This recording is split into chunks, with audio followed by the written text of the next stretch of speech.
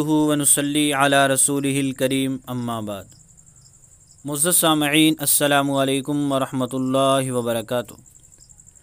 حضرت مولانا ذکریہ رحمۃ اللہ علیہ نے اپنی کتاب فضائل حج میں ایک واقعہ نقل کیا ہے حضرت شیخ احمد رفاعی رحمۃ اللہ علیہ کا، کہ ان کے لیے نبی پاک صلی اللہ علیہ وسلم کا مبارک ہاتھ نکلا تھا آپ صلی اللہ علیہ وسلم کی قبر اطہر سے۔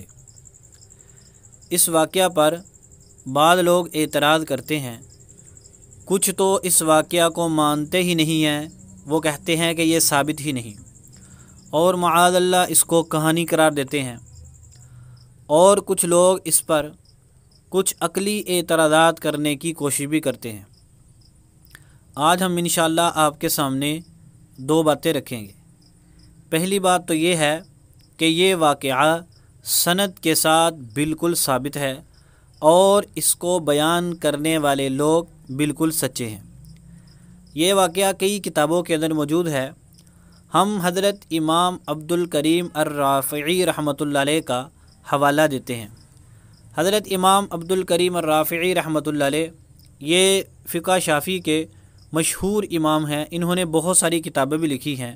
یہ فقہ امام ہیں۔ حضرت علامہ شمس الدین ذہبی رحمۃ اللہ علیہ نے اپنی کتاب سیر اعلام النبلاء میں ان کی تعریف کی ہے، اور دوسرے محدثین سے بھی ان کی توثیق و تعریف نقل کی ہے۔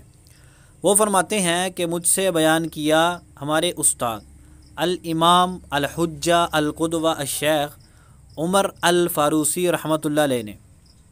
وہ فرماتے ہیں حضرت شیخ عمر الفاروسی رحمۃ اللہ علیہ، جن کو اتنے القابات کے ساتھ نام ذکر کیا ہے حضرت امام رافعی رحمۃ اللہ علیہ نے، ان کی توثیق بھی کئی محدثین سے منقول ہے۔ ہم انشاءاللہ ڈسکرپشن میں یا نیچے کمنٹ میں ایک ویب سائٹ کا لنک دیں گے، آپ وہاں پر جا کر اس واقعہ اور اس کی تفصیل، بہت ساری کتابوں کے حوالے، اسکین اور اس کے راویوں کی مکمل توثیق دیکھ سکتے ہیں۔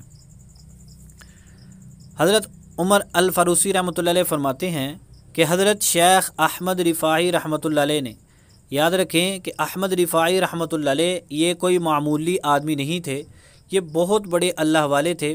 حضرت علامہ شمس الدین ذہبی رحمۃ اللہ علیہ نے ان کے متعلق سیر اعلام النبلاء میں لکھا ہے، الامام القدوۃ العابد الزاہد شیخ العارفین۔ اسی طرح دوسری کتابوں میں بھی ان کی بہت زیادہ تعریفات نقل کی ہیں۔ سیر اعلام النبلاء جلد نمبر 21 صفحہ نمبر 78۔ میں یہاں پر غیر مقلدین سے کہنا چاہتا ہوں کہ تم احناف اور دیوبند کی دشمنی میں ایک ثابت شدہ واقعہ کا انکار کرتے ہو، اور جس صاحب کے ساتھ پیش آیا ہے ان کے متعلق گھٹیا قسم کی باتیں کرتے ہو۔ تم کم از کم جن کو مانتے ہو، محدث مانتے ہو، ناقد مانتے ہو، فن رجال میں ان کی اہمیت کو تسلیم کرتے ہو، یعنی امام ذہبی رحمۃ اللہ علیہ، کم از کم تم ان کی کتاب کو پڑھ لیتے تاکہ تم کو پتہ چل جاتا کہ احمد رفاعی رحمۃ اللہ علیہ یہ کوئی معمولی آدمی نہیں تھے، بلکہ یہ بہت بڑے امام، بہت بڑے پیشوا، بہت بڑے اللہ والے تھے۔ بہرحال تو کہتے ہیں کہ 555 ہجری میں حضرت احمد رفاعی رحمۃ اللہ علیہ حج کے لیے گئے۔ حج سے فارغ ہونے کے بعد مدینہ منورہ تشریف لائے نبی پاک صلی اللہ علیہ وسلم کی قبر اطہر کی زیارت کے لیے۔ تو حضرت شیخ عمر الفاروسی رحمۃ اللہ علیہ فرماتے ہیں کہ جب آپ نبی مکرم صلی اللہ علیہ وسلم کے حجرہ اطہر کے پاس کھڑے ہوئے تو ہم بھی آپ کے پیچھے کھڑے تھے۔ تو کہتے ہیں کہ آپ نے قریب ہو کر نبی مکرم صلی اللہ علیہ وسلم کی بارگاہ میں سلام عرض کیا۔ ہم دیکھ رہے تھے کہ قبر اطہر سے ان کے سلام کا جواب آیا نبی پاک صلی اللہ علیہ وسلم کی طرف سے۔ فرماتے ہیں کہ قبر اطہر کے اندر سے جو خوبصورت الفاظ سنے گئے تھے ان کو سن کر حضرت احمد رفاعی رحمۃ اللہ علیہ پر وجد کی سی کیفیت طاری ہو گئی۔ انہوں نے 2 شعر پڑھے بہت ہی زبردست۔ ان میں انہوں نے آپ صلی اللہ علیہ وسلم سے درخواست کی کہ آپ اپنا ہاتھ مبارک نکالیں تاکہ میں اس کو بوسہ دوں۔ تو حضرت فرماتے ہیں کہ ہم نے دیکھا کہ قبر اطہر سے آپ صلی اللہ علیہ وسلم نے اپنا ہاتھ نکالا، حضرت احمد رفاعی رحمۃ اللہ علیہ نے آپ صلی اللہ علیہ وسلم کے ہاتھ کو بوسہ دیا، اور اس منظر کو دیکھنے والے بے شمار لوگ وہاں پر موجود تھے۔ روایت میں لکھا ہے کہ 90,000 لوگ موجود تھے اور کئی لوگوں نے آپ صلی اللہ علیہ وسلم کے ہاتھ مبارک کو دیکھا۔ اس کا حوالہ سن لیجئے، سواد العینین، یہ کتاب ہے امام عبد الکریم الرافعی رحمۃ اللہ علیہ کی، اس کا صفحہ نمبر 60-61، نیٹ پر یہ کتاب موجود ہے، آپ بآسانی دیکھ سکتے ہیں۔ حضرت عبد الکریم رافعی رحمۃ اللہ علیہ ثقہ، احمد الفروسی رحمۃ اللہ علیہ ثقہ، حضرت احمد رفاعی رحمۃ اللہ علیہ وہ ثقہ بھی ہیں، امام بھی ہیں، بہت بڑے اللہ والے ہیں۔ تو معلوم ہوا کہ یہ واقعہ سند کے اعتبار سے بالکل ثابت ہے۔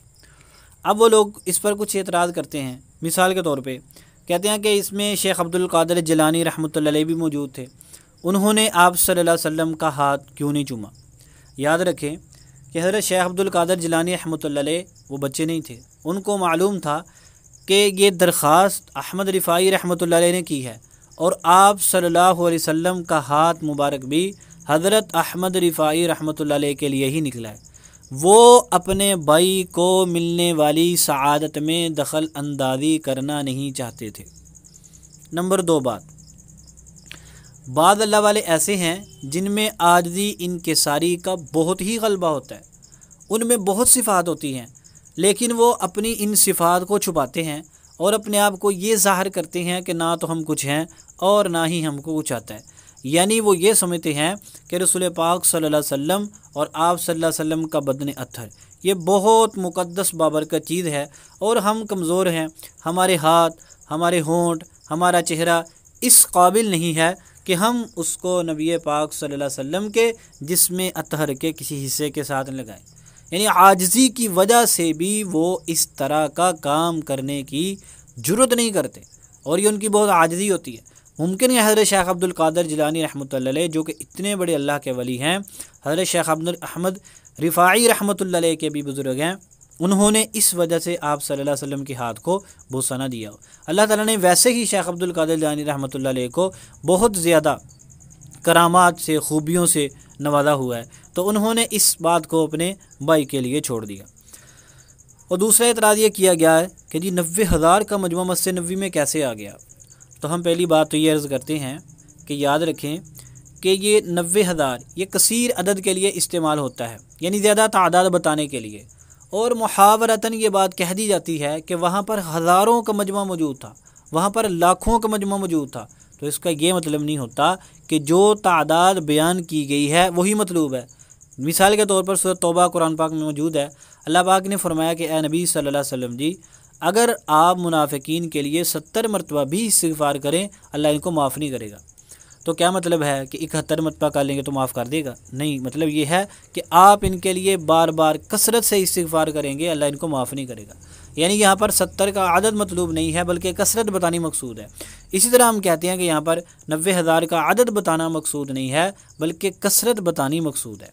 اور دوسرا تم یہ کہتے ہو کہ کیسے لوگ موجود تھے، آپ کو پتہ ہے مسجد نبی حضرت پاک صلی اللہ علیہ وسلم کے زمان میں کتنے ہزار صحابہ اس میں نماز پڑھتے تھے؟ تو تمہارے یہ تصور یہ بالکل چھوٹی اور 300-400 بندہ نماز پڑھتا تھا؟ نہیں، مسجد نبی بہت بڑی مسجد تھی اس وقت بھی۔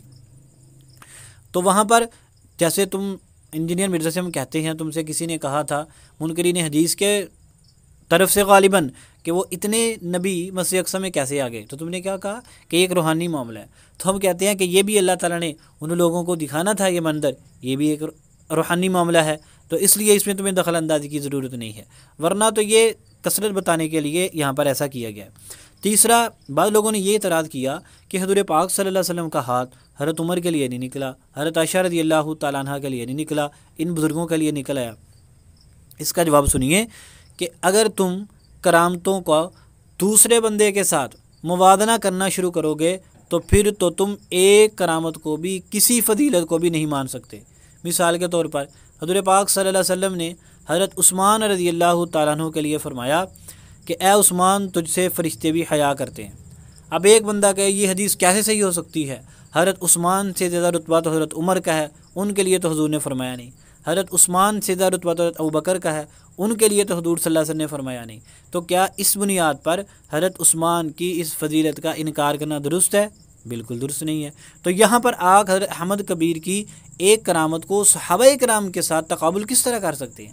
حضرت عمر کے لیے حضور صلی اللہ علیہ وسلم فرمایا کہ شیطان ان کے رسے سے ہٹ جاتا ہے، حضرت ابوبکر کے لیے نہیں فرمایا۔ اور مسلمانوں کا بچہ بچہ جانتا ہے کہ حضرت ابوبکر کا رتبہ حضرت عمر سے زیادہ ہے، تو کیا اس بنیاد پر اس حدیث کا انکار کر دیا جائے گا؟ بالکل نہیں۔ تو بعض مرتبہ چھوٹے لوگوں کو ایسی کرامت حاصل ہو جاتی ہے جو بڑے کو حاصل نہیں ہوتی۔ آپ صحابہ کرام کو ایک طرف کریں، آپ نبیوں کو دیکھیں، حضرت آدم باپ ہیں، حضرت ابراہیم بیٹے ہیں، حضرت ابراہیم کو کتنی ایسی سعادتیں حاصل ہیں جو حضرت آدم علیہ السلام کو حاصل نہیں تھی۔ حضور پاک صلی اللہ علیہ وسلم کو اللہ تعالیٰ نے اتنی عظمتوں سے نوازا ہے، اتنے معجزات عطا فرمائے، حضرت ابراہیم علیہ السلام آپ کے باپ ہیں، ان کو حاصل نہیں تھے۔ تو کیا اس بنیاد پر حضور پاک صلی اللہ علیہ وسلم کے معجزات کا انکار کر دیا جائے گا کہ یہ دوسرے نبی کو تو حاصل نہیں تھے؟ یا کسی بھی نبی کے متعلق جیسے آپ کہیں جی کہ حضرت موسیٰ کا رتبہ تھوڑا حضور پاک صلی اللہ علیہ وسلم کا زیادہ، آپ صلی اللہ علیہ وسلم کی لاٹھی نہیں تھی، وہ تو سانپ نہیں بنی، تو اس بنیاد پر حضرت موسیٰ علیہ السلام کے معجزات کا انکار کر دیا جائے گا؟ نہیں، بالکل نہیں۔ یہ جو اس طرح کا لوگ تقابل کرتے ہیں، یہ تقابل کرنا بالکل غلط ہے۔ یہ میں تو کہتا ہوں یہ علم شریعت کی حقیقت سے ناواقفیت کی دلیل ہے۔ اللہ تبارک و تعالیٰ جس کے لیے چاہے ظاہر کر سکتا ہے، یہ تو اللہ تبارک و تعالیٰ کی مرضی ہے، بڑے کے لیے ظاہر کر دے، چھوٹے کے لیے ظاہر کر دے، پیر کے لیے ظاہر کر دے، مرید کے لیے ظاہر کر دے۔ تو حضرت احمد رفاعی رحمۃ اللہ علیہ کی یہ ایک کرامت ہے، اور آپ کی بے شمار کرامات ہیں۔ حضرت علامہ ذہبی رحمۃ اللہ علیہ وہ اتنے سخت محدث ہیں، انہوں نے اس بات کو تسلیم کیا، تو تم کون ہوتے ہو اس پر اعتراضات کرنے والے؟